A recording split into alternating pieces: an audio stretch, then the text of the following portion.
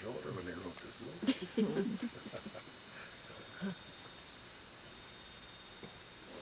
So,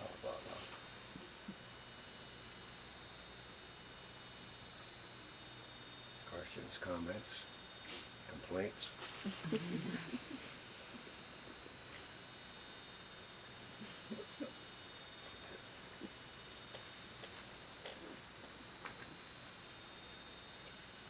Does everybody have enough blankets and pillows and stuff? Yeah? Okay. You want a pillow? Okay, I'll find you one. Okay. All right. I'll find one.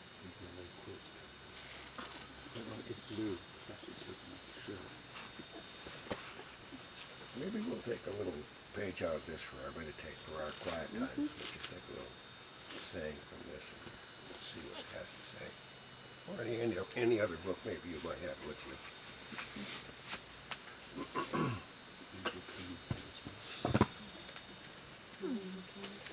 Flying.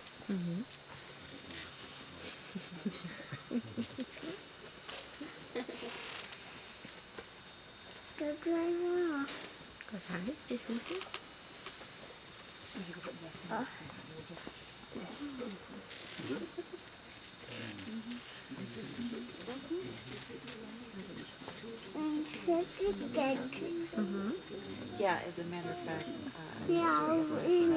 I'm going to put out some copies of Heart Whispers, the Dialogues, and the Primer. By some. Yeah. I'll make a little place for them, put them out there. I meant to do it yesterday. You can turn it off. Something would be wrong, they would have called. They had our own numbers. What was that? If something would have been wrong, they would have called. Okay, good. So I'm not concerned. And I see the Terry and the terrible Terry and the intrepid travelers are back. Just about. The first report I got was it was a good trip. Very good. Yeah, Very nice up there. yeah. Wayne tells me he's very glad he's going to be moving closer to those lakes. Which brings me that tomorrow we're going to do something just a little bit different. And that is about 10 or so. Kaye has to go to work tomorrow and finish a payroll for the company. If she doesn't do that tomorrow morning, they won't get paid. So she's going to go very early and go to work and finish the payroll. And then she'll be back. So about 10 o'clock tomorrow, approximately, we're going to just all in different cars, as many as it takes. We're going to go over to Wing's place. And Wing lives about 45 minutes from here. And what we're going to do is we're going to go over there, and then after we've been there for a bit, we're going to do a satsang over there. Oh. And we're going to, however long that takes, and then we're going to come back here, perhaps 2 or 3 o'clock, something like that. And then we're going to have a little party tomorrow night. Okay? Now, some of the details of that.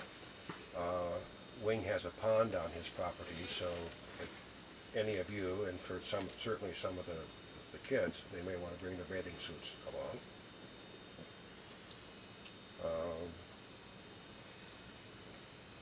We won't be eating there, so eat breakfast here, and then have a pretty nice breakfast, and when we come back here, we'll have a little bit of a lunch. We probably will have a little party night starting 6:30, 7 o'clock. And now my request is that you don't start the party early. Okay? I'll sort of do the starting gun.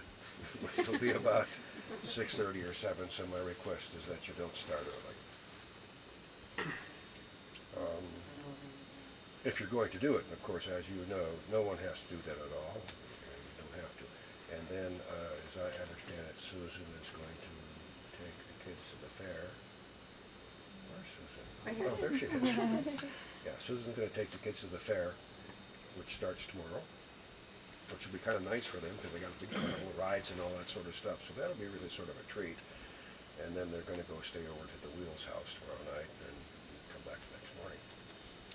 I'm sure most of you will probably want to sleep in on Thursday or be sort of quiet, so we'll see how it goes then.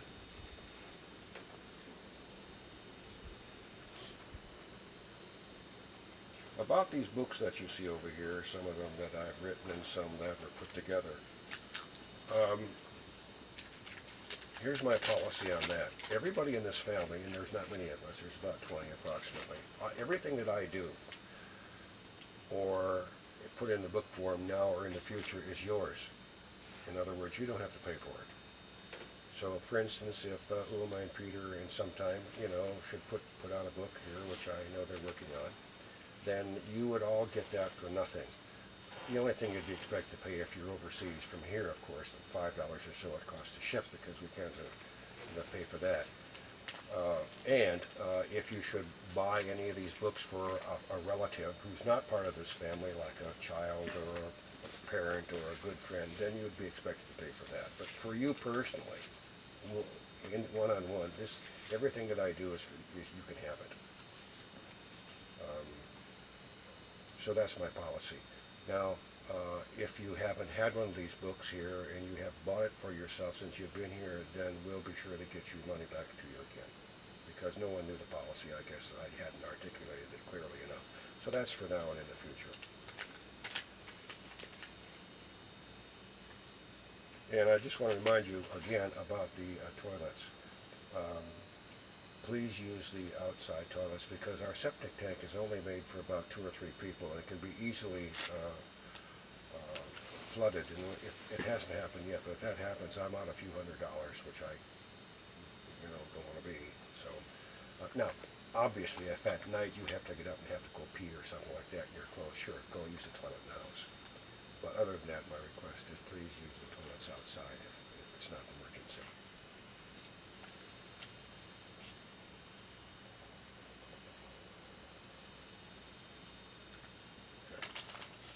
I just want to mention something else that we read this morning in Ramesh's book, because I thought of an example that may help some of you.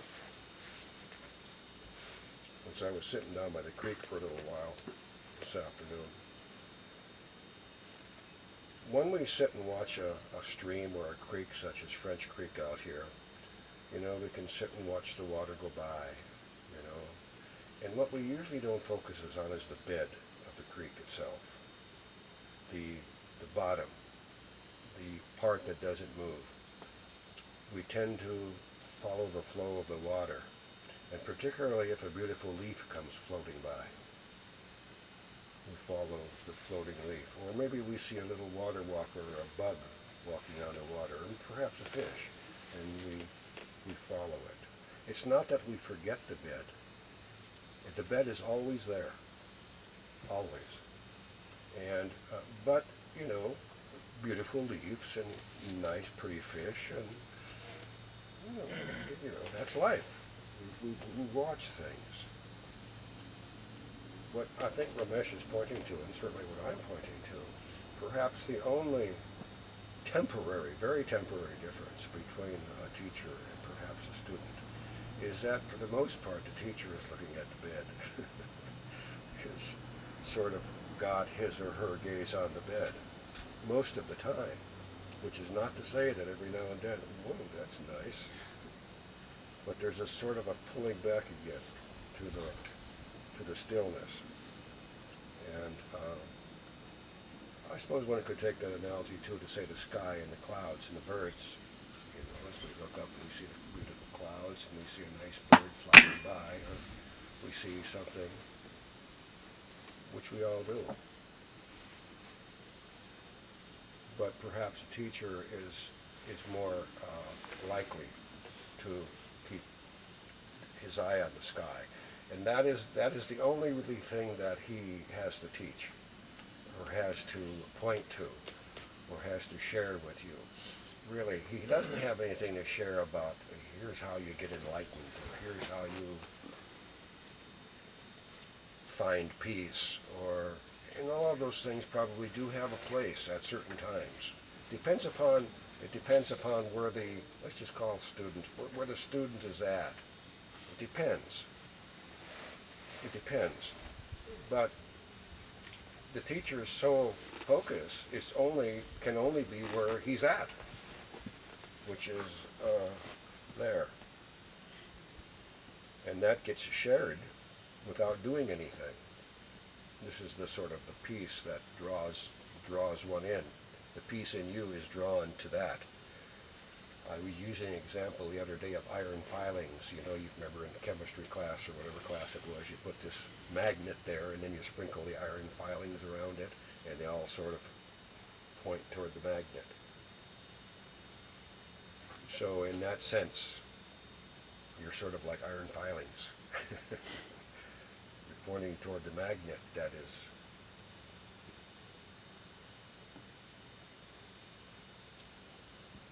that you see yourself in.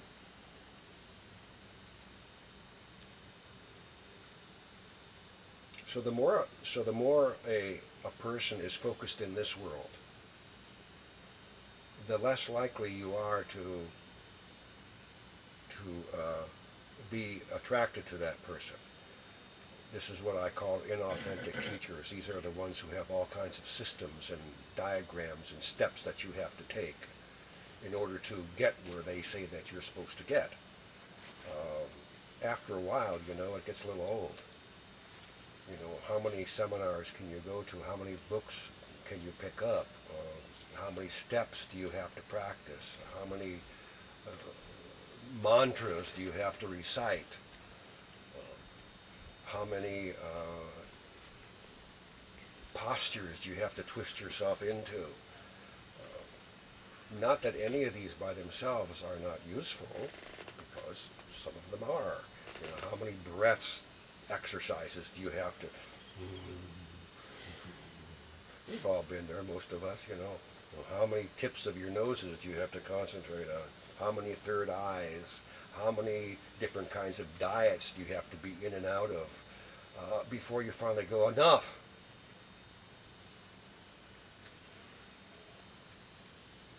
So, as you all know, you don't come here to learn anything.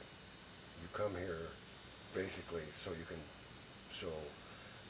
perhaps with my help and with each other's help, we can take it away. So you don't need this. You don't need this. And the way we do this is not to make you wrong, is just to not support it. Not support your practices, not support your, we're talking, of course, spiritual practices now, not to support your spiritual practices, not to belittle them necessarily, not to say, you know, you shouldn't go to church or anything like that, you know, that's up to you, but basically not to support it. Not to support anything.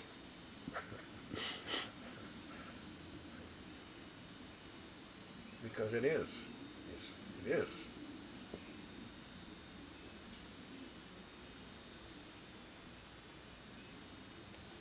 Every step toward true peace is a step away, one could say. That's how the mind can understand it.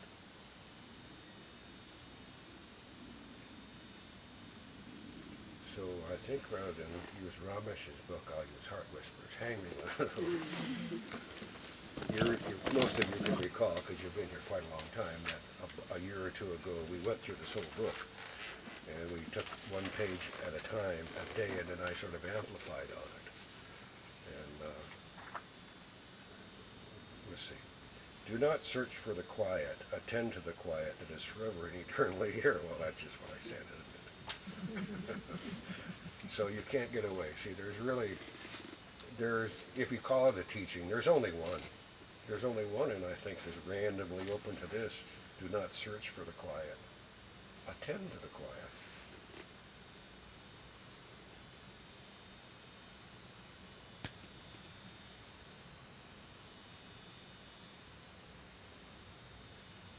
That's it. All the rest is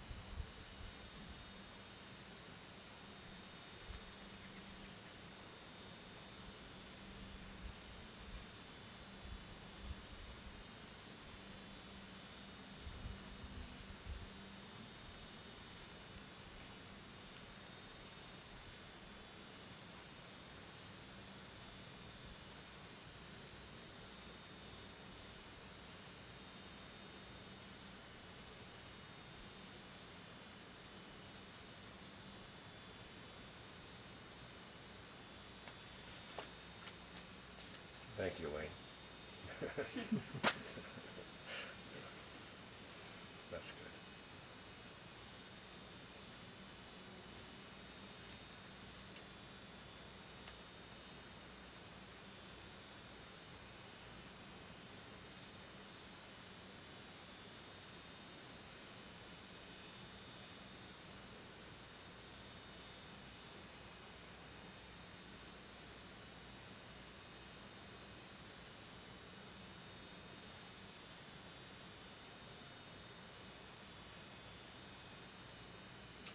Many of you are probably aware of the recent scandal of Gangaji and her husband. I'm sure you've read about it, or maybe you get her newsletter or something like that. And then recently about Eli's cancer. That is quite a story. Quite a. For those of you who don't know, I think very highly of Gangaji. There's a few things that I differ with her on, and I'm sure we could agree on our differences, really, because they're pretty surface. But this scandal that erupted because her husband apparently had an affair with one of his students for quite some time. And in this world, we can understand that. It's devastating, particularly for a spiritual teacher, because then you're really open to the ridicule and the slings and arrows of the ego. Because the ego likes nothing more than to bring down something that it fears. And in a general sense, egos fear what it can't, see, I could say it or I could say you, but saying you sometimes still is a little bit too defensive, so we'll just talk about it as an it. The ego fears what it can't understand, what it just can't quite get. It fears a mystery, a true mystery. And so, rather than surrender, it fights it. And it fights it with all its might. So there's nothing more satisfying for the ego than to have a so-called spiritual teacher falter, at least in its eyes. In its eyes. Aha, see, these people who think they're so good, look at, they have feet of clay. And so I know that when this thing happened in Gangaji's world, it was tremendously painful. I mean, I know, I've been there. So it's tremendously painful because the ego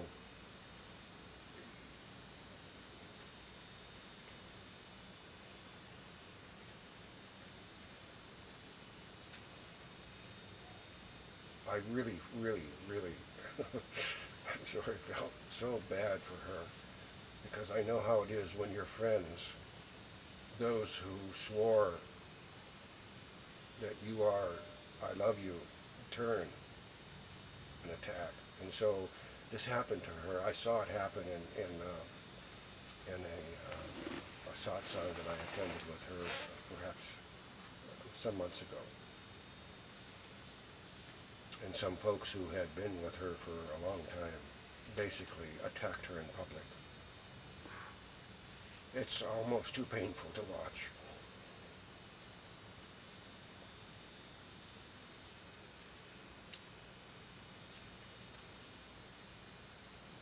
So, anyway, shortly thereafter, it seems like, how can it be that way, that Eli gets cancer, her husband, and they've been together for many, many years. There's never been a question in my mind about the love there. So, he gets cancer, and apparently it's a fatal type of a cancer. And so some of you, I'm sure, probably are on the mailing list. And anyway, yesterday, or just a few days ago, I signed up to find out bulletins about how his health is. Now, Eli, I have never met him. I might have shook hands with him, so he's not someone in my life that I know personally. But, since he's her husband, in that way I do know him. And he's obviously deteriorating. Some of you who may have seen the picture. But he took a picture. They sent a picture in the other day. My God, it looked just like that one with Ramana. There's that famous picture of Ramana where he's just sort of sitting there. Many people have said about this picture of Ramana. If you want to see peace, look at that picture, because he's in such a peaceful pose. And his picture of Eli that was sent in is almost the exact same thing. It's this peaceful look that I'm sure that many of you have seen on someone who is getting close to death. That as you get close to death, of course, and there's no recourse. Medical science has said basically that's it, you're going to die pretty soon. There's only a couple of alternatives. I found it interesting in that movie last night when that fellow was dying, how he was resisting it. And that's a pretty natural thing to do. That, I don't want to die, I don't want to die. You know, this is the screaming of the ego at the end. I don't want to die. Because, like in this fellow's case, in this movie, he had so much to live for. He had a loving wife, he had a very nice family. He seemed to be a very good man, you know, and yet, here it is, it's coming close to the end. And so for many of us, that's what happens, you know, I don't want to die. And then for others, of course, there is this peaceful repose. In fact, as a matter, we just read something about that yesterday, or where was it? Practicing. Oh, it was in that thing that I had from Unity. Remember that little paragraph? It says practicing for death or something like that. Yeah, gosh, it all comes together. So anyway, so Eli apparently is he's in his last days. Strange. How fate is.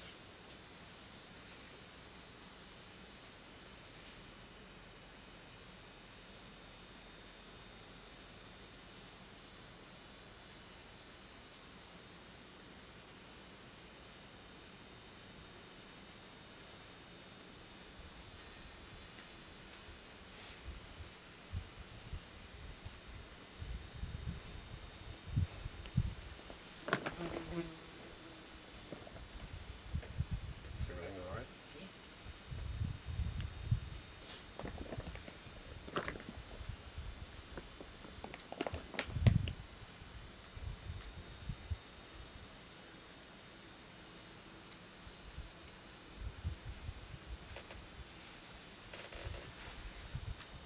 Questions, comments, complaints?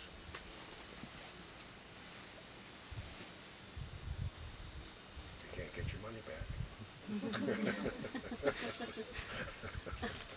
What time are we going to eat? You have to go and make We're aiming for 6:30. Okay. So what? 6:30 for dinner. 6:30. For supper. Okay, so that's about an hour and 5 minutes. All right. Wayne, is there a satsang in the morning, did you say? I didn't. Yeah, okay, Terry. No, we won't have satsang in the morning. I'm going to save it for sort of a big one over at Wing's house. Okay. Right, we're going to put some good vibes down at Wing's house. Do we have to bring? Shall we bring some chairs, or would there be? No, I think that there's enough. There'll be enough there, and if we when we get there, I mean, I got enough furniture and chairs and everything. We could probably just sit down on the floor or the ground. Well, we could for that too, but there is enough. You know, you can make the decision when we get there, or somebody can make the decision other than me. Okay, I will. And Good. Yeah. we'll do it.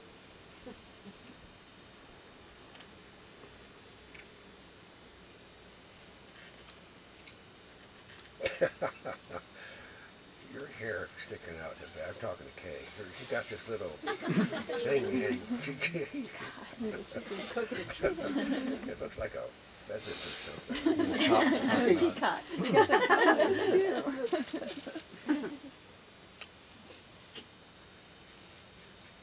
Should I tell him about Regi's present and what she said? I don't care. So anyway, Regi brought Kaye a little present, and it was just one of these short shorts. Short, really short. Short shorts. Really short. Short shorts. And so I said, you ought to wear those for party day. She said, I am not going to wear those.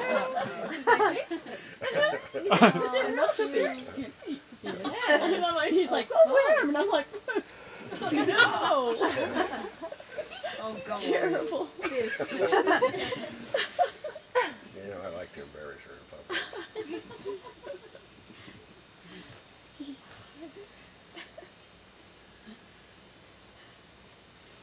All right. You can all leave if you like. I mean, get up and walk around. Just missed. Yeah, we go and do our job stuff. Is in there? Oh yeah, yeah. She's probably with the girls, yeah. Yeah. Okay. Okay. I don't know, but you know, I've gone in the bathroom inside and there's also a lot of toilet paper. You can ask everybody if they're all pee to put it in a bag. You don't have, you're not. Well, if they just use the outside ones, then we don't have a problem. But he said at night, you know, people have to get up and everything. And it's still, I mean, if somebody found themselves there, not that they should choose that. Okay.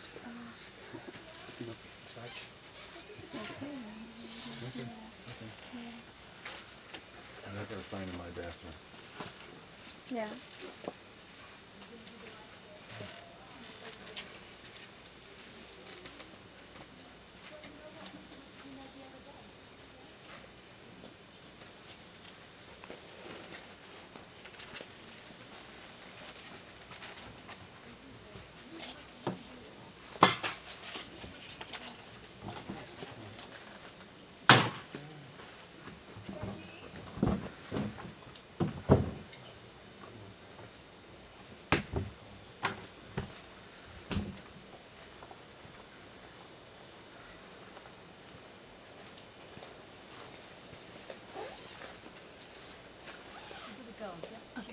Thanks.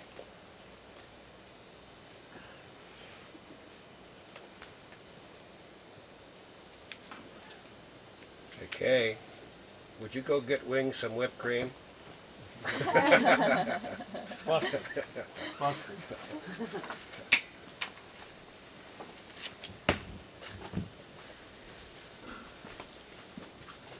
Have you been here all the time? Yeah, Oh, okay. I was just sitting back there. But actually, I guess I don't have enough because I can do things. Hold it. Sit down. What did you just say? You've mentioned several times. I'm just, because I didn't hear you, that's all. You've mentioned several times about our moo rocks, and I have a slight problem. I have 2 rocks, and I'm not sure which one is my moo rock and which was just. They look very much alike. Well, I can understand the confusion. Where did you get the other one from, though? It would have been from moo, but it wouldn't have been the one that you. So the one you just picked up? Yeah. So you don't know which one I gave to you? Yes. That's all right. They're magnetically attracted. You've got 2 now. I'm not recommending anybody else do that necessarily. But We can multiply them. yeah, you're welcome. The magnet never loses its force.